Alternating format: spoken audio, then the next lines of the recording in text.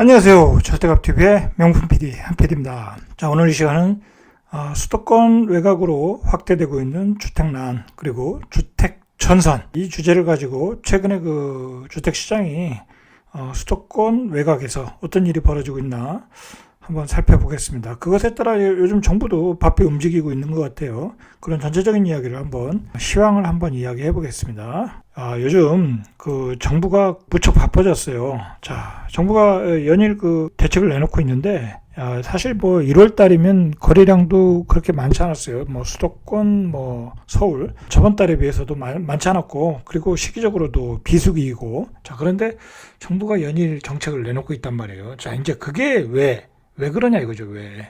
자, 그게 중요한 거예요. 자, 무슨 정책을 내놨냐면, 서울의 역세권을 200m에서 500m로 확대하고, 용도 지역을 또 변경하겠다고 그래요. 뭐, 준주거 지역을 상업지역으로 변경해서, 용적률을 뭐, 한 700%까지, 뭐, 준주거 지역이면 400%, 그 정도인데, 상업지구로 바꾸면 700%까지 해서, 재건축하는 그 세대수를 더 늘리겠다라는 거죠.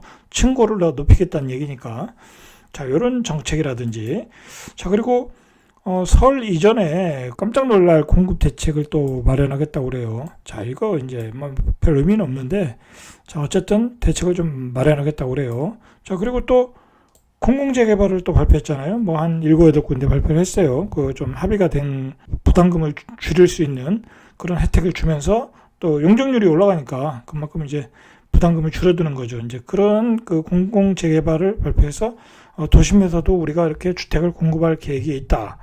자, 이제 그런 얘기죠. 자, 그런 정책도 발표했고. 자, 그 다음에 또 우리가 눈여겨봐야 될 게 뭐냐면, 부산이에요, 부산. 자, 가덕도 신공항 특별법을, 이번 회기에 2월달 임시국회에서 국민의힘이 찬성을 하지 않아도, 지금 좌파당은 통과를 시키겠다. 자, 그렇게 이제 지금, 계획을 잡고 있어요. 자, 이런 전체적인 그 계획들이 왜 이렇게 얘기가 많이 나오느냐. 자, 그리고 이것이 무슨 의미를 갖느냐 이거죠. 자, 이제 중요한 거는 설 이전에 발표한다는 거예요. 설 이전에. 자, 우리가 요 설 이전이라는 것에 대해서 의미를 가져야 돼요. 여기서 이제 어떤 실마리를 풀어봐야 되는 거예요. 자, 설 이후에 그러면 무슨 일정이 있냐. 자, 바로 이제 4월달 부산 서울 보궐선거가 있는 거죠. 자, 보궐선거가 있는데 그 보궐선거라는 게 4월 달에 있지만 우리 2월 달에 설이 되면 가족들이 다 모이잖아요. 그죠? 가족들이 다 모이면 거기서 이렇게 정치 얘기를 해요. 자, 여론이 형성되는 거죠. 그래서 어떤 거기서 오고 가는 여론들이 바로 이제 그 표심으로 연결이 되는 거예요. 표심으로. 자, 그러니까 지금 그 집권 여당 입장에서는 가능한 한 부동산 민심에 대해서 어떤 안 좋은 민심이 있으니까 그 민심을 회복해야 되는 계기를 마련을 해야 되겠죠. 그리고 그 많은 표를 얻을 수 있는 어떤 정책들이 필요하겠죠. 자, 그러니까 설 이전에 이렇게 발표를 하고 있고, 또 한 가지는 뭐냐면, 자, 그만큼 서울 수도권 시장이 지금 긴박하게 움직이고 있다라고 보면 돼요. 긴박하게 움직이고 있다. 이게 중요한 거예요. 자, 잠시 후에 이제 그 어떤 그 수출이 나타나는 그 서울 수도권 시장에서의 움직임들을 보시면 얼마나 서울 수도권 시장이 긴박하게 움직이고 있나를 알 수 있을 거예요. 자, 그리고 양도세 완화도 한번 고려를 해보겠다 했는데, 뭐 이제 홍남기 부총리 쪽에서 얘기하다가 다 이제 그 얘기는 없었던 얘기로 이제 끝나버렸죠. 자, 그건 뭐 제가 보기엔 지금의 좌파 정부 입장에서는 할 수가 없어요. 할 수가. 그걸 한다는 건 뭐냐면 우리가 지금까지 한 정책에 대해서 우리 실패했다라는 것을 자인하는 거예요. 자인하는 거. 그리고 앞으로는 그렇게 안 하겠다라고 하는 거예요. 그러면 말 그대로 지금의 좌파 정부를 지지했던 그 지지층들한테 어떤 뭐랄까요, 그 표심을 다 잃어버리는 거예요. 그 지지층이 기반이 무너지는 거예요. 그러니까 그걸 할 수가 없는 거예요. 지금 전문가들도 이거 해결할 방법은 양도세 완화밖에 없다고 하는데, 그거 안 해요. 절대 할 수가 없어요. 그거 하면 그냥 지금 좌파 정부를 지지했던 지지층들은 다 무너지는 거예요. 하겠어요? 절대 못 하는 거예요. 자, 그러니까 방법은 뭐예요? 반대로 갈 수밖에 없는 거예요. 공급 대책을 뭐 세게 내놓겠다. 자, 그런 거예요. 자, 그런 거예요. 우리가 여기서 눈여겨봐야 될 게 뭐냐면, 우리가 한번 생각을 해봐야 돼요. 이 집값이 올라가지고, 집값이 올라서, 집값이 오른 거는 서울 수도권만 오른 게 아니라, 세종도 오르고, 세종은 전국적으로 제일 많이 오른 지역이니까, 그 다음에 부산, 대구, 광주 다 올랐잖아요. 자, 대전까지 다 올랐는데, 자, 그런 지역에서 집값이 올랐을 때 지금의 집권 여당이 표심을 잃었느냐? 그게 아니라는 거예요. 아니라는 거예요. 집값이 서울에서 표심을 잃었느냐? 그렇지 않잖아요. 그래서 그 서울 집값, 뭐 전국의 집값이 다 뛰면서 186의 집권 여당이 된 거예요. 그러니까 뭐냐? 결국은 자기 자산의 가치를 올려주는 당은 국민이 지지할 수밖에 없다라는 것을 제가 보기엔 그 지금의 여당이 학습 효과가 있는 것 같아요. 그런데 중요한 거는 그러면 이제 반대로 싫어하는 사람도 있겠죠. 당연히 반대로 싫어하는 사람도 있겠죠. 자, 그런데 문제는 뭐냐면 아마도 제가 생각하기에는 지금 집권 여당은 이런 생각을 가질 거예요. 뭐 지금의 집권 여당뿐만이 아니라 앞으로 다른 정부도 마찬가지예요. 똑같은 정책을 가질 거야. 1가구 1주택만 해라. 1가구 1주택. 자, 1가구 1주택만 해라. 그건 문제가 없어요. 자, 그런데 1가구 1주택 가진 상태에서 집값은 올라도 상관없는 거예요. 올라도 상관없는 거예요. 그건 상관없잖아요. 자신의 가치가 올라가고 국가의 부가 올라가고 그렇게 정부는 원하는 거예요. 그런 그림에 그럼 뭐 세금도 공시지가가 올라가니까 세금도 올라가고 좋잖아요. 누이 좋고 매부 좋고. 자, 정부가 원하는 그림은 그거예요. 1가구 1주택 상태에서 자산의 가치가 다 올라가라. 그럼 세금도 더 많이 거둘 수 있다. 자, 그리고 집권 여당에 대한 지지도 높아질 수 있다. 정부가 꿈꾸는 것은 바로 그거예요. 바로 그거. 자, 근데 문제는 1가구 1주택이 안 되고 1가구 다주택이 되고 투기 세력들이 극성을 부리니까 정부 입장에서는 머리가 아픈 거예요. 그래서 대출을 규제하고 투기 세력을 근절하려고 무척 애를 쓰고 있는 거예요. 애를 쓰고 있는 거예요. 자, 그런데 어쨌든 정부 입장에서는 그동안의 정책과 집값 상승과 선거를 치르면서 이 학습 효과가 생긴 거예요. 아, 이러이러한 것을 해주니까 자산 가치가 올라가니까 그게 집권당의 표심으로 가더라.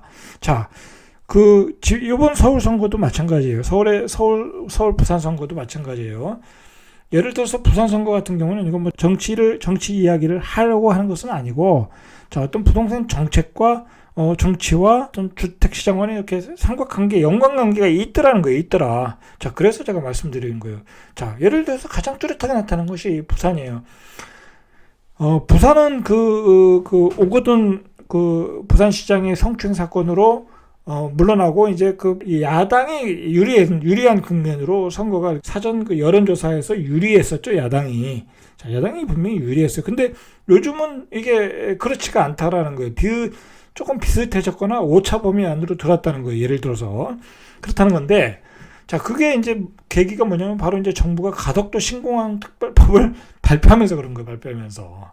자, 이게 이제 핵폭탄이 된 거예요. 그러니까 정부 입장에서는 선거를 앞두고 2월 임시국회에서 가덕도 신공항 특별법을 단독 처리하겠다고 그러잖아요. 근데 지금 야당 국민의힘의 입장에서는 김종인 대표대행께서는 처리할 수 없다라고 했다가 그 당내에 있는 부산 국회의원들한테 욕을 많이 먹었죠. 그래서 뭐 이러지도 못하고 저러지도 못하고 있는 거예요. 근데 중요한 거는 가덕도 신공항이 나오면서부터 여당의 지지율이 올라가고 있다. 자, 이래서 이런 부동산 정치가 요즘은 정치공학적으로 이용되고 있다라는 거예요. 정치공학적으로. 자, 그리고 생각해 보세요. 서울 역세권을 확대했다. 자, 200m에서 500m를 확대했어요. 그럼 서울 역세권에 뭐가 있겠습니까? 빌라들이 많겠죠. 그 석다리 빌라들이 많을 거예요. 단독주택도 있고. 그러면 그 토지의 가격이 올라가겠죠? 올라가는 거예요. 당연히 올라가는 거. 그 빌라의 가치가 올라가는 거예요. 준주거 지역에서 상업지역이 되니까. 자, 그러면 거기에 집을 가진 사람들은 어떻게 되겠어요? 자, 그 정책을 내놓은 당을 지지를 하는 경우가 많겠죠? 자, 그렇게 되는 거예요. 그러니까 이런 계획도 나오는 거예요. 자, 공공재개발도 마찬가지예요. 자, 이런 것도 마찬가지고. 자, 어쨌든 그리고 주택시장을 안정시키겠다고 하는 또 다른 공급 개입, 깜짝 놀랄 공급 개입도 나온다고 하니까 이거 역시 또 무주택을 가진 사람들한테는 또 어떤 희망사항이잖아요. 자, 이렇게 부동산을 가지고 정권의 어떤 키를 가지고 있다고 할까요? 어떤 좌지우지할 수 있는 키를 가지고 있는 거예요. 지금 여당 입장에서는. 자, 그런데 만약에, 자, 이 얘기가 조금 정치 얘기가 많은데, 부산 선거에서 지거나, 만약에, 그다음 서울 선거에서도 지거나, 그러면 어떻게 되겠어요? 그러면 결국은 국토부에서 정책을 만들어도, 광역 지자재 단체장이 동의를 안 해주거나 협조를 안 해주면 그 정책을 할 수가 없어요. 예를 들어서 서울 역세권을 확대해서 용도 지역 변경을 하는 거의 문제에 대해서 국토부에서 법령을 바꿔서 그걸 서울시 조례에서 또 바꿔야 되는데 서울시에서 그걸 협조를 안 해주면 그 정책은 먹혀 들어갈 수 없다라는 거예요. 근데 그걸 만약에 야당이 그걸 잡으면, 야당이 서울시장을 잡으면 그거에 대해서 반대를 하겠죠. 반대를 할 확률이 높아요. 왜 그러냐면 서울 역세권을 확대해서 준주거를 상업적으로 만들어서 용적률 700%라면 아주 그냥 닭장 같은 아파트가 나오는 거예요. 닭장 같은 아파트가. 자, 그거에 대해서도 전문가들은 굉장히 우려하고 있어요. 그 서울 역세권을 체계적으로 이렇게 장기간의 어떤 그 뭐 교통 그 대책이라든지 환경 대책이라든지 그런 면밀한 검토를 통해서 국가의 정책이 나오고 그걸 시도 조례에서 반영을 해서 규정을 바꿔서 어떤 적용하는 그런 긴 기간이 필요한데 그걸 단기간에 그걸 바꾸겠다. 자, 그러면 여러 가지 부작용이 나오겠죠. 그 안 그래도 서울이라는 곳은 뭐 이제 몇백 년 동안 이렇게 지속될 대한민국의 수도인데 뭐랄까요, 그냥 난개발로 개발하겠다, 닭장식으로 그 오밀조밀한 아파트를 개발하겠다. 자, 그것 자체가 무리수가 있다라는 거죠. 무리수가 있다. 그런데 이제 야당이 서울시장이 되면 당연히 충돌이 있겠죠. 자, 그런 점에서 지금 이러한 많은 정책들이 나온 거예요. 많은 정책들이 이러한 배경하에서 어떤 그 보궐선거를 전제로 이렇게 많은 이 정책들을 내놔서 그 여당에게 유리한 국면으로 가겠다라는 그런 어떤 의도가 있는 것 같아요. 제가 보기에는 의도가 있다. 자, 문제는 중요한 것은 이러한 예를 들어서 이런 그 공공재개발 발표가 지금 앞으로 2년, 3년, 2023년도까지의 집값을 잡는데 서울 경기도권에 집값을 잡는데 도움이 되겠냐 이거예요. 도움이 안 되겠죠. 당연히 안 되는 거예요. 왜 도움이 안 되냐? 지금 당장 급한 것은 2021년, 22년, 23년도에 나올 주택난이 중요한 건데 뭐 23년 이후에 나오면 뭔 의미가 있겠냐고요. 오히려 그때 되면 집값이 또 떨어질 수가 있죠. 집값이. 그러면 또 이게 또 집값이 떨어지면 좋아하는 사람이 있겠습니까? 문제가 되는 거지. 그러니까 공공재개발도 이게 하루아침에 될 그 개발 계획이 아니죠. 이것도 뭐 재개발이라는 게 10년 이상 해야 되는 거지. 아무리 사업성이 좋다고 해도 그렇게 단기간에 되지는 않는다는 거예요. 단기간에. 그리고 공공재개발을 반대하는 사람도 있을 거란 말이에요. 자, 그리고 서울 이전에 또 공급계획을 발표하겠다. 이것도 문제가 있어요. 예를 들어서 지금 정부가 이렇게 조금 뭐 확정된 건 아니지만 흘려나오는 얘기가 어디에 또 뭐 예를 들어서 뭐 광명시흥, 뭐 김포 고천 뭐 그런 얘기가 나오는데 그건 뭐 정확한 얘기는 아니지만 거기다 또 신도시를 외곽에 만들겠다. 아, 지금 신도시만으로도 충분해요. 충분해. 거기다 대고 또 신도시를 만들겠다? 아, 생각해 보세요. 그러면 또 신도시를 만들면 30만, 50만의 도시가 만들면 또 지방의 도시는 하나가 없어지는 거예요. 지방은 또 소멸한다. 그러면 또 젊은 애들이 다 서울로 올라가는 거예요. 그러면 지금 정부가 주장하는 지방 분권 정책과는 전혀 안 맞는다는 거예요. 자, 그런 문제점이 있다라는 거 있다. 자, 요즘 최근에 수도권의 KB 리본에서 나오는 자료를 보면 서울 수도권의 아파트 가격이 계속 오르고 있어요. 자, 어떻게 오르고 있는, 전개가 되고 있는지 한번 보시죠. 처음 시작한 곳이 최초로 시작한 곳이 김포였고, 파주였고, 자, 그게 요즘 이제 일산까지 갔어요. 일산 서구 동구까지 갔고, 이게 어디까지 갔냐면 또 덕양구까지 갔어요. 자, 덕양구는 이제 은평구 바로 옆에 있는데, 자, 여기에 이제 창릉 신도시가 들어오죠. 여기 원흥지구가 있고 지축지구가 있고 삼성지구가 있어요. 자, 거기 이제 이번에 이제 창릉 신도시라고 거대 큰 신도시를 하나 만드는데, 자, 김현미 장관이 또 나가면서 거기다가 GTX A역을 발표를 해버렸어요. 자, 그러니까 거기 아파트가 한 3년 전, 4년 전에 4억도 안 했어요. 제가 보기엔 3억 8천? 한 4년 전, 2016년이죠. 이제 급등전에 4억도 안 했던 아파트가 지금 11억이라고 그래요. 11억. 오히려 10억 이하에 계약했던 아파트들이 다 100 배상하고 있다고 그래요. 100 배상. 급등을 한 거죠. 급등. 요즘은 서울 외곽의 GTX 노선 역세권이면 기본이 10억이에요. 기본이 10억. 뭐 동탄도 그렇고 파주도 그렇고 10억이에요. 그런데 창릉 신도시는 그나마 서울하고도 가깝잖아요. 그러니까 11억이 나오는 거예요. 참 아이러니한 게, 제가 2016년도에 이제 저도 이제 이 지역으로 왔다 갔다 하다 보니까 그 지역이 좀 이렇게 교통도 안 좋고 위치도 이제 한강 이북이고, 그러니까 뭐랄까요. 그리고 주변에 인프라도 별로 없어요. 별로 없고, 뭐, 뒤에 저도 이제 예를 들어서 창릉, 원흥지구에 있는 아파트를 하나 살까 하려다가 안 샀어요. 여기 나중에 뭐 좀 썰렁하지 않을까 했는데, 여기 이제 나중에 청릉 신도시가 또 들어왔고, 그러니까 이제 도시가 이제 큰 도시가 들어오다 보니까 어떤 인프라들이 좋아지잖아요. 거기다가 또 GTX A가 들어오니까 아주 그냥 가격이 급등하게 된 거죠. 자, 그런 배경하에서 이게 덕양구까지 요즘 날아간 거예요. 자, 근데 이제 요번 주에 나온 그 통계를 보니까 이게 자꾸 이제 매매가 전세가격이 더 외곽으로 확산되고 있어요. 일자리 많고, 예를 들어서 정주 요건이 좋고, 정주 요건이 좋다는 거는 도시가 오래됐다는 얘기예요. 그 다음에 도시 접근 교통수단이 좋고, 그리고 저렴하고, 그 다음에 이제 직주 접근성이 있고, 그 인근에 직장이 많은 곳들. 자, 그런 지역으로 아파트 가격이 이렇게 올라가더라는 거예요. 경기도 외곽 쪽으로. 왜냐면 서울의 공급량이 모자라니까. 그리고 이제 앞으로 2, 3년 동안은 서울, 경기도권이 이제 공급량이 모자르니까 자꾸 외곽으로 가더라. 자, 그게 이제 수원, 권성구, 장안구까지 가더라는 거예요. 자, 그래서 수원, 권성구가 1.2%까지 갔고, 자, 이게 분당, 용인, 평촌, 의왕, 시흥, 인천까지 갔어요. 인천, 연수구의 송도가 또 많이 올라갔어요. 이번에 0.98인가요? 그 정도 올라갔어요. 자, 그렇게 외곽으로 계속 확대되고 있더라. 자, 그리고 투자자들은 이미 이제 더 외곽으로 가서 동두천까지 들어가고 있다. 몰려가고 있다라는 거예요. 동두천까지. 자, 여기까지 몰려가고 있다는 거예요.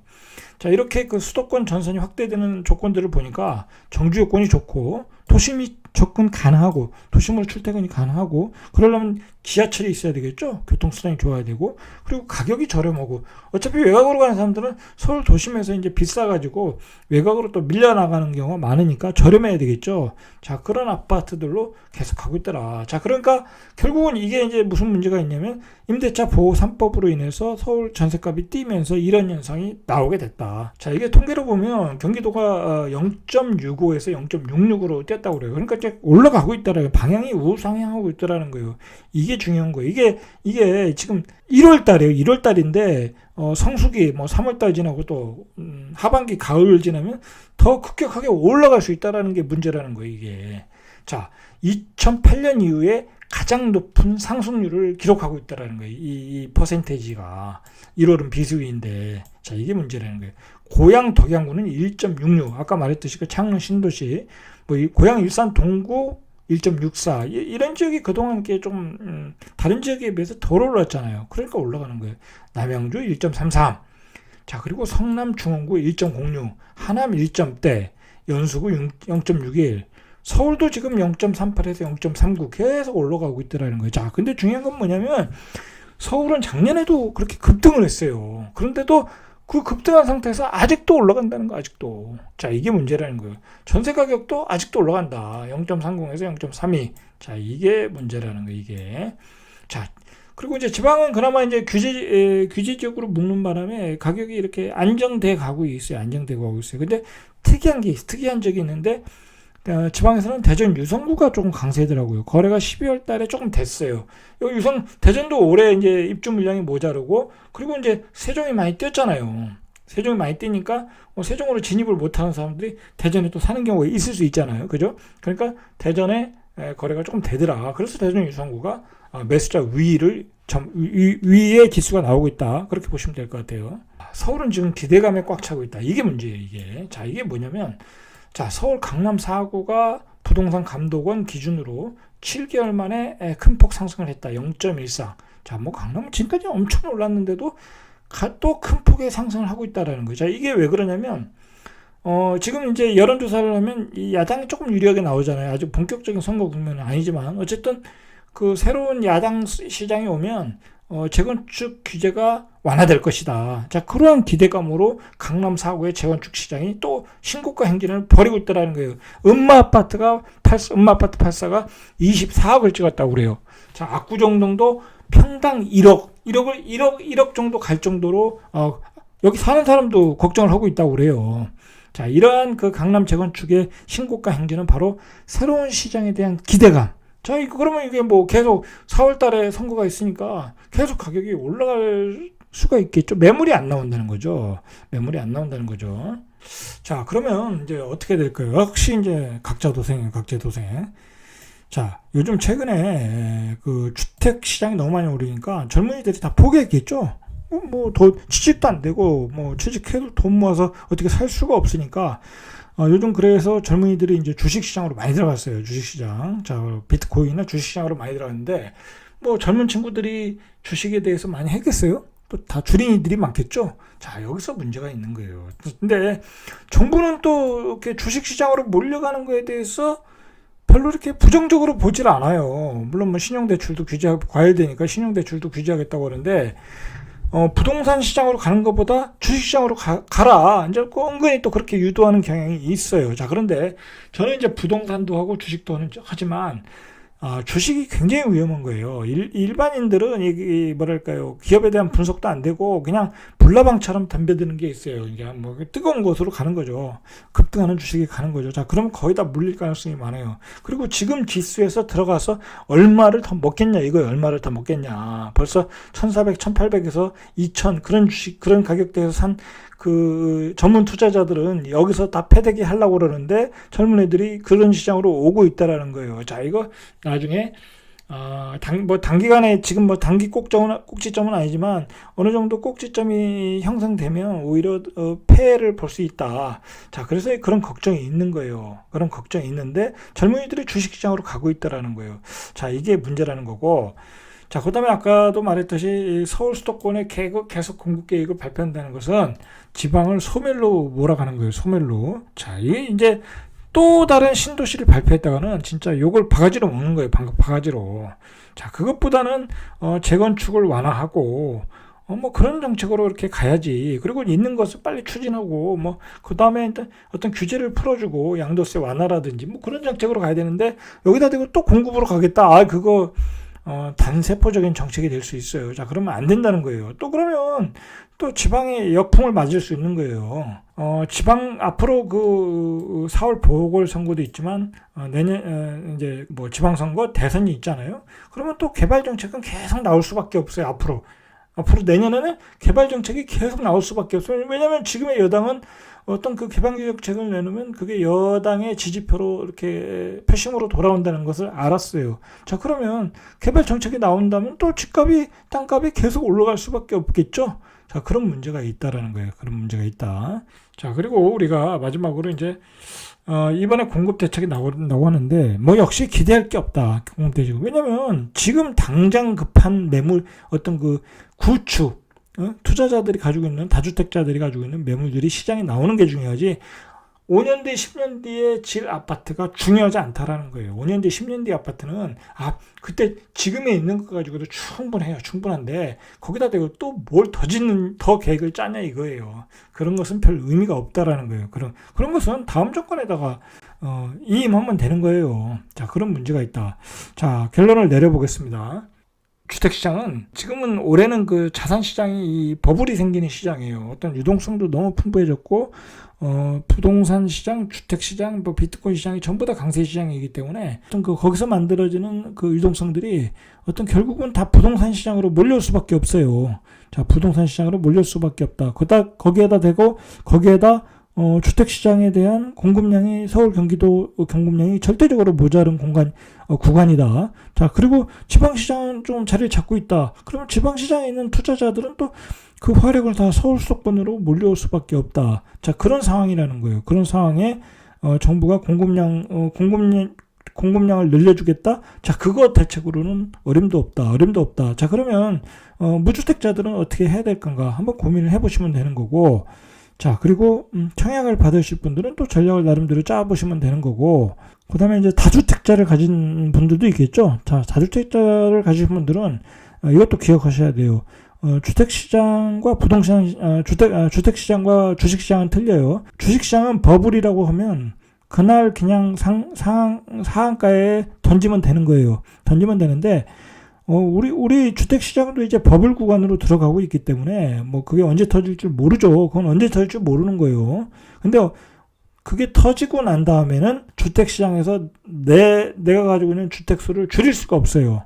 자, 그 얘기는 뭐냐면 내가 다주택자라고 하면 점차 이렇게 물량을 줄여 나가야 되는 거예요. 그래야 내가 크게 피해를 보지 않을 수 있는 거예요. 자, 그러니까 무주택자, 다주택자. 자, 그리고 각자에 맞게 이러한 분위기 속에서, 이러한 시장의 분위기 속에서 전략을 좀 짜셔야 되고, 어떤 무주택자 입장에서도 어떤 정부의 그 어떤 공급 대책에 대해서 기대를 걸 필요가 없어요. 왜냐면 앞에서도 말했듯이 3년 동안의 어떤 가격 변동성이지, 앞으로 신규 주택에 나오는 뭐 5년, 7, 8년 뒤에 5년 이후에 어떤 가격 변동성을 우리가 이야기하는 것이 아니라는 것이요.